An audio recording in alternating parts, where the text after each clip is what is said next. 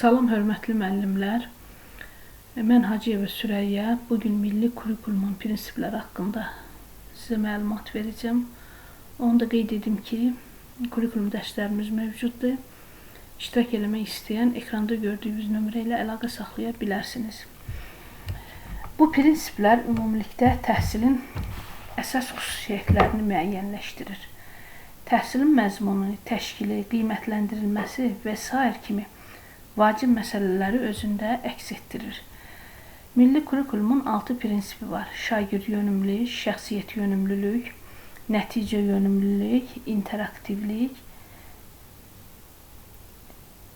inteqrativlik, tələb yönümlülük və qiymətləndirmə.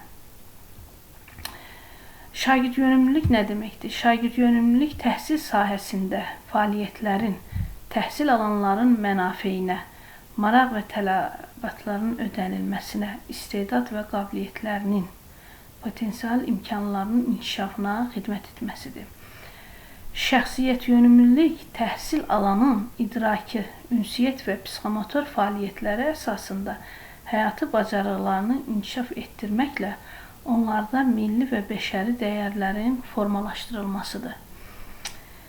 Nəticə yönümlülük isə nəzərdə tutulan təlim nailiyyətlərinin nəticələr formasında əvvəlcədən müəyyən olunmasıdır.